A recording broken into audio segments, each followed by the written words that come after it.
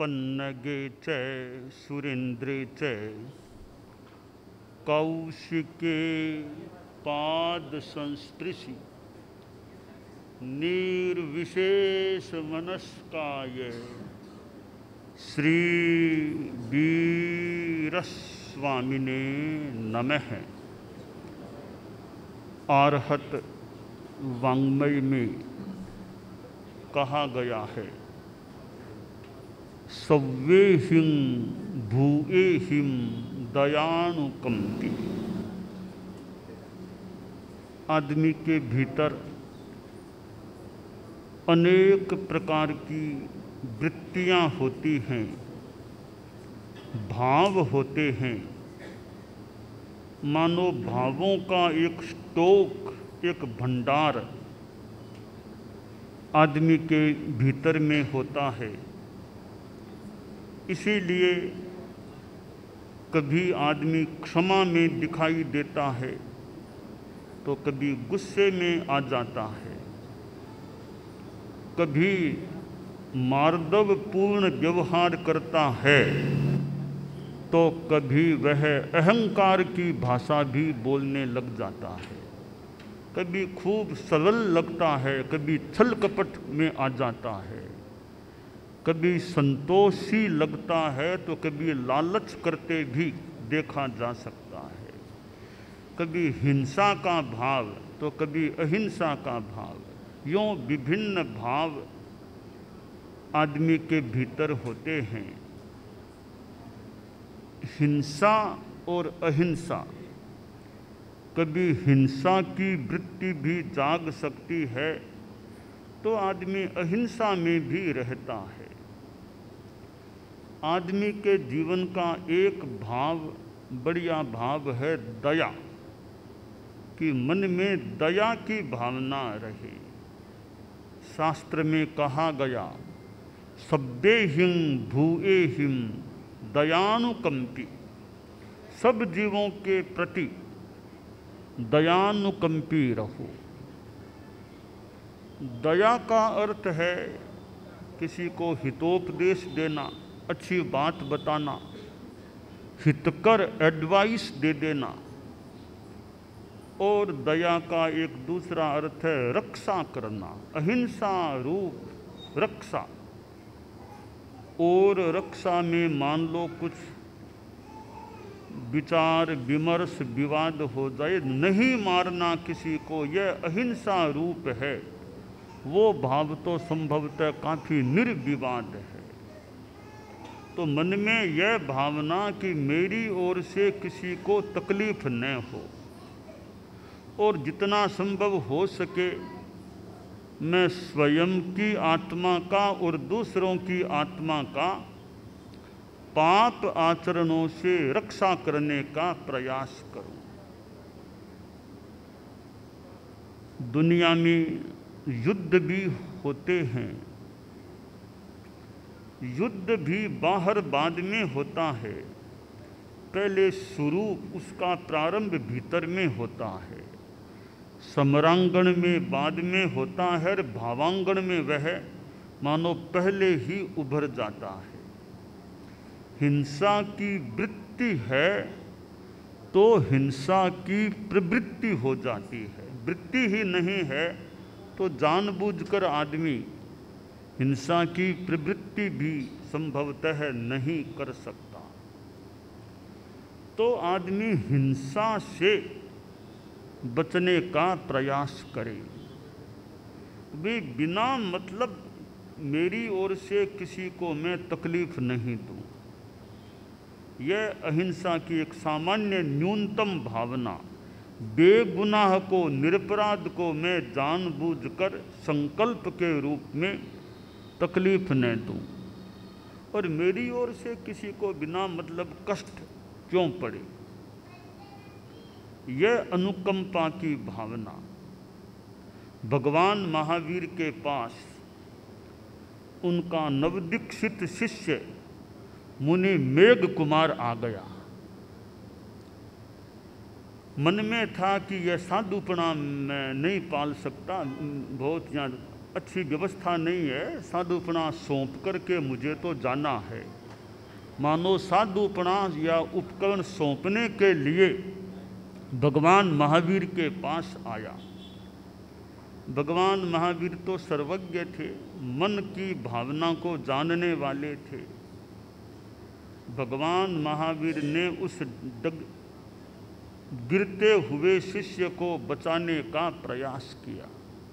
जो गिरते हुए को बचा ले, आलंबन दे दे, हस्तावलंबन दे दे, कोई गिरने लगे हाथ से उसको थाम ले, तो वह उपकार होता है।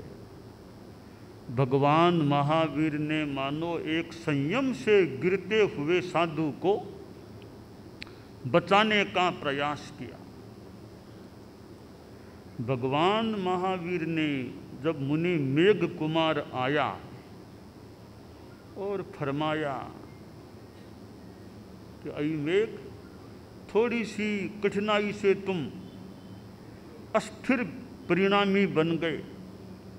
रात को थोड़ा तुम्हें कष्ट हो गया, संतों के आने जाने से कुछ उनके पैर तुम्हारे शरीर के अंगों के लग गए और तुमने सोच लिया अरे नींद ही नहीं आती, यह यहाँ जीवन कैसे निकलेगा, वापिस चलो अपने। तो इतने कमज़ोर हो गए। याद करो अपने पिछले जन्म को। तुम कभी पिछले जन्म में पहले हाथी थे और उस हाथी गजराज के भव में एक बार कोई दावानल जंगल में आग लग गई। एक सुरक्षित स्थान था, वहाँ पशु इकट्ठे हो गए। तुम भी वहाँ थे और भी पशु वहाँ आए। वह मंडल, वह स्थान मानो कल्पना करें खचाखच पशुओं से भर गया। जैसे कि ये प्रायः होल खचाखच प्रायः मानो भर गया होगा लोगों से, वैसे वो पशुओं से स्थान भर गया। तुम भी वहाँ खड़े थे। आसपास उधर आग लगी हुई थी। तुम लोग सुरक्षित स्थान के रूप में सुरक्षित रहने के लिए वहाँ इकट्ठे हुए। तुम खड़े थे, शरीर में खुजली आने लग गई। तो तुमने शरीर को खुजलाने के लिए एक पांव ऊंचा किया, खुजली करने के लिए। आसपास एक खरगोश था, वो बेचारा मुश्किल से बैठा होगा। भला प्राणी, खरगोश बड़ा भला प्राणी लगता है, बहुत भोला भला प्राणी। ये और कोई या खरगोश कोई इससे खतरा नहीं, बहुत शांति वाला, बहुत अच्छा प्राणी लगता है। बेचारा भला प्राणी सोचा रे वो जगह खाली हो गई ना, हाथी ने पैर ऊंचा उठा लिया, जगह पड़ी है वहाँ जाके जगह अच्छी, वहाँ बैठ जाऊं। कहावत है भोले के भगवान होते हैं, तो भोले का भाग्य हो सकता है, भाग्य कोई भगवान मान ले। रक्षन्ति पुण्यानि पुराकृतानि, पूर्वकृत पुण्य कई बार विषम स्थिति में भी रक्षा कर देते हैं। तो वह खरगोश सुसिया भला प्राणी तुम्हारे वो पैर के उठने से स्थान खाली हुआ, वहाँ आकर के जम गया। इतना चिंतन नहीं कि वापस पैर आएगा तो मेरा क्या होगा, तो पैर आएगा भी क्यों, भाग्य है तो पैर आएगा भी क्यों। वो खरगोश वहाँ आ गया। तुमने शरीर को खुजलाया और वापस पैर नीचे रखने वाला था, देखा रे ये खरगोश बैठ गया यहाँ। तो अगर मैंने पैर रख दिया तो खरगोश का तो कचुम्बर कहीं निकल जाएगा बेचारे का। पैर नीचे नहीं रखूं, कहीं तब इस मर जाए तो पैर नीचे नहीं रखना। वो अनुकंपा की भावना, दया कि कहीं पैर रखने से मर जाएगा, पैर को ऊंचा रखा।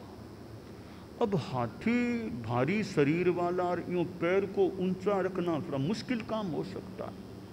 तो तुमने पैर को ऊंचा रखा, जब तक वो खरगोश वहाँ रहा। खरगोश वहाँ से झटपट जाए कैसे। अब वो दावानल आग शांत हुई, तब पशु और जाने लगे, तब वह खरगोश भी वहाँ से खिसका। तब तुमने सोचा अब तो वो चला गया ना, अब मैं पैर नीचे रखूं। तुमने पैर नीचे रखने का प्रयास किया। अब जो भी इतनी देर ऊंचा रखा हुआ पैर, कोई अकड़न जो भी, तुम धमाक से नीचे गिर गए। विपुला वेदना, बहुत वेदना हुई तुम्हारे शरीर में। तुमने वेदना हुई तो हुई, और कुछ समय बाद मान लो प्राणांत हो गया तुम्हारा। और अब फिर आगे तुम यहाँ राजकुमार के रूप में जन्मे। याद करो, तुम हाथी थे, इंसान नहीं थे, पशु थे, फिर भी दया अनुकंपा की भावना, और कितना सहन किया। पैर को कैसे ऊंचा रखा, वेदना को सहन किया। उस खरगोश वो न मर जाए, वो अहिंसा बलि दया रखी। तो उस समय तो तुम पशु थे, तो भी इतनी कष्ट सहिष्णुता रख ली, खरगोश की अहिंसा रखी। अब तो तुम इंसान हो, उसमें भी साधु बन गए, थोड़ी तकलीफ हो गई। उस हाथी के भव में जो वेदना हुई, रात को थोड़ा कष्ट हुआ, दोनों की तुलना में कौन सी वेदना ज़्यादा? हम कल्पना करें, शायद वो हाथी वाली वेदना ज़्यादा थी। तो तुम थोड़ी सी वेदना से, कठिनाई से, कि साधु आए गए, तुम्हारे पैर लग गया, कोई सोने का स्थान यूँ बीच में मिला होगा, वो साधु लोग आ रहे जा रहे, तो पैर अंधेरा हो तो पैर लगना बहुत सामान्य बात है। उस थोड़ी कठिनाई से तुम इतने अस्थिर चित्त वाले बन गए, ये अच्छी बात है क्या? भगवान महावीर की वाणी सुनी, मानो कोई महान वैद्य ने दवाई दे दी। मेघ कुमार को मरीज मान लें, संयम की दृष्टि से मरीज हो गया, और भगवान महावीर जैसे महावैद्य ऐसा मानो दवाई का पुड़िया दिया, क्या ऐसा मानो इंजेक्शन दिया। मेघ कुमार को पिछला जन्म दिखने लग गया। अरे मैं हाथी था और कितना सहन किया था, अब मैं इतना अस्थिर हो गया। बस वो हाथी का भव देखा, जाति स्मृति ज्ञान हुआ, और जाति स्मृति ज्ञान ने मानो सहयोग दिया, और इतना स्थिर हो गया, मुझे कहीं नहीं जाना, यहीं रहना है। यानी हमारी भाषा भी, मरना तो यहीं मरना है, जीना है तो यहीं जीना, और मरना है तो यहीं मरना, संयम को नहीं छोड़ना है। और संकल्पित हो गया, मुझे तो अब नहीं जाना, यहीं भगवान, यानी संयम में ही रहना है। अब देखिए, हाथी में भी कितनी दया, अनुकंपा, कि खरगोश कहीं मेरी ओर से, मेरे द्वारा यहाँ मर न जाए। ऐसी दया अनुकंपा आदमी में रहे कि भाई बिना मतलब तो किसी को तकलीफ न दे। कोई कुत्ता भी सो रहा है, कोई खास दिक्कत नहीं हमारे, तो कुत्ते को क्यों जगाएं? सो रहा है शांति से, हम क्यों उसकी शांति में बाधा पैदा करें? कबूतर भी बैठे हैं, कोई बैठे आराम से बैठा है, क्यों उसको उड़ाने की चेष्टा? ज़्यादा से ज़्यादा थोड़ी बींठ ही तो करेगा, थोड़ी गंदगी करेगा, वो तो क्या करेगा, मान लो करेगा तो कर देगा, इसको क्यों तकलीफ दें, क्यों उड़ाएं? बैठा है शांति से। 25-30 कबूतर गली में बैठे हैं, चुगा खा रहे हैं, अनाज खा रहे हैं। अब हम उनके बीच में से जाएंगे तो, या निकट जाएंगे, कबूतर उड़ेंगे, उनके खाने में अंतराय पड़ गई, उड़े तो वायु का ही की देना भी हो सकती है। वो भयभीत हो गए हमारे निकट जाने से, शायद तो वो भी एक उनको तकलीफ देने का काम हो गया। तो 25-30 कबूतर बैठे हो, तो हम उनके निकट न जाकर दूर ही रहें, दूर के रास्ते से गुजर सकते हैं। तो यह दया की भावना है, अहिंसा की भावना है। तो हमारे में, मनुष्यों में यह दयानुकंपा, दया अनुकंपा, दया से कंपित रहना, दया की भावना रहे कि निरपराध बेगुनाह को तो बिना मतलब कष्ट हमारी ओर से हम दें ही नहीं। चींटियां है रास्ते में, दिख रही है चींटियां बहुत है, इधर का रास्ता साफ है, चींटियां नहीं है, तो हम यूँ जा सकते हैं। चींटियों के ऊपर पाँव क्यों रखें? आप लोग गृहस्थ हैं, साधु तो नहीं हैं, साधु के तो इरिया समिति का नियम, देख देख के चलना, कीड़ा मकोड़ा चिंटियाँ कोई मरे नहीं ऐसा प्रयास करना। फिर आपके सामायिक है, सामायिक में बिना मतलब तो चलना ही नहीं चाहिए, एक जगह बैठे रहें, बढ़िया। ये जरूरी हो चलना। अब आप एक सामायिक ले ली है तो जरूरी नहीं है तो एक जगह बैठे बैठे अपनी साधना करें। इधर उधर चलना फिर कहीं देखने में पूरा न देख पाएँ, तो सामायिक में जितना हो सके एक ही जगह जम कर के बैठे रहें, वो शायद दी बेस्ट है। चलना ही न पड़े, बाई चांस चलना भी पड़े तो देखना कोई जीव जंतु कीड़े मकोड़े साधु की तरह इरिया समिति कोई जीव जंतु मर न जाए। यह प्रमार्जनी होती है। प्रमार्जनी भी अहिंसा का एक उपकरण है, साधन है कि कहीं कोई कीड़ा मकोड़ा ये प्रमार्जनी आजकल तो लोग थोड़ा कम रखते होंगे, पता नहीं सामायिक में प्रमार्जनी छोटी सी पास हो, कोई कीड़ा मकोड़ा आ जाए तो उसको आसानी से दूर कर सकें। कोई मच्छर भी हो थोड़ा आसानी से प्रमार्जनी से दूर कर दें। तो ये प्रमार्जनी रजोहन साधुओं के अहिंसा के उपकरण हैं। तो सामायिक में तो ध्यान रखना ही चाहिए। ऐसे भी लगे कीड़े मकोड़े बहुत हैं तो भी उनके ऊपर क्यों पाँव दें, और भी तो रास्ता हो तो देखें, उस दूसरे रास्ते से निकल जाएं। यह दया अहिंसा की भावना हमारे मन में रहनी चाहिए। परम पूज्य आचार्य श्री तुलसी ने अनुव्रत आंदोलन चलाया। अनु छोटा व्रत नियम, छोटे छोटे नियम जिनसे जीवन में नैतिकता संयम अहिंसा आ सके। आचार्य श्री महाप्रज्ञ जी जो प्रेक्षा ध्यान कराते थे, समता में रहो, प्रियता अप्रियता से मुक्त, ज्ञाता दृष्टा भाव में जानो और देखो, राग द्वेष में मत जाओ। तो यह अध्यात्म की साधना है, यह धर्म की साधना है। इसमें अहिंसा की बात है, संयम की बात है, तप की बात है। तो कैसे हमारे जीवन में धर्म बढ़े। हम लोग सद्भावना, नैतिकता, नशा मुक्ति की बातें बताया करते हैं। कोई जैन है या नहीं, गुड मैन तो बनो। जैन कोई है कि नहीं है, कि बने न बने, वो एक अलग विषय है, चर्चा की जा सकती है। करें तो चर्चा कर लें भी क्या सिद्धांत है जैनिज्म के। तो जैन को एक बार छोड़ भी दें, आप जिसको चाहो उसको मान रहे हो, सनातन हो, मुसलमान हो, सिख हो, ईसाई हो, बौद्ध हो या जैन भी हो, परंतु गुड मैन तो बनने का प्रयास करना अच्छा ही है ना। आप जिसको चाहो गुरु मानो, आपकी इच्छा, जो चाहो धर्म संप्रदाय मानो, पर गुड मैन रहो। कि धर्मों में अच्छी अच्छी बातें कितनी मिलती है। कोई भी धर्म को देख लो, उनके ग्रंथों में अच्छी बातें भी तो मिल ही सकेंगी। तो अच्छी बातें जीवन में आ जाए। और ये अहिंसा धर्म है। मानो अहिंसा को कौन नहीं मानेगा। बौद्ध आ जाओ, मुसलमान आ जाओ, हिंदू मतलब वैदिक आ जाओ, जैन, कि अहिंसा को, अहिंसा धर्म है या नहीं, अहिंसा धर्म खराब है, ऐसा तो कौन धर्म ग्रंथ कहेगा। तो मोटा मोटी अहिंसा तो सबका धर्म है। सच्चाई सबका धर्म है। ईमानदारी मानो सबका धर्म है, सबके लिए अच्छी।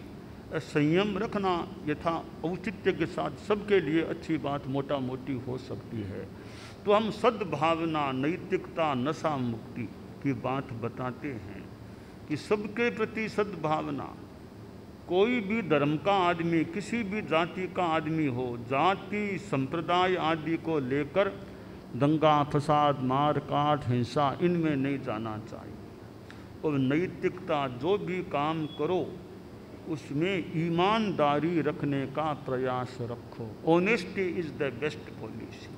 ट्रांसपेरेंसी रहे, कोई धोखाधड़ी, छलना वंचना नहीं, ईमानदारी रखो।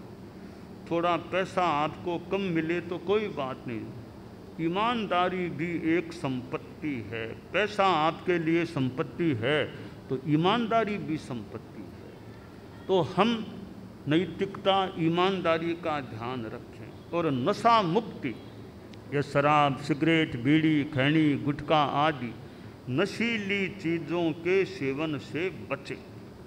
तो यह छोटी छोटी ये बातों का समूह है जो आत्मा के कल्याण के लिए, आत्मा को पापों से बचाने के लिए, पतन से बचाने के लिए हैं। तो आज हमारा यहाँ आना हुआ है, पिछली बार भी आना हुआ, बड़ौली, ईडर बड़ौली, पिछली 2023 में भी आए थे, अब पुनः आना हो गया। इतना जल्दी, यही स्थान था इतना जल्दी वापस आना हो गया। योग संयोग की बात है कि इतना जल्दी वापस इधर भी आना हो गया और बड़ौली भी आना हो गया। तो खैर अच्छा है, संतों का आना बढ़िया। बड़ौली की जनता में भी खूब धर्म की भावना अच्छी रहे। मंगल।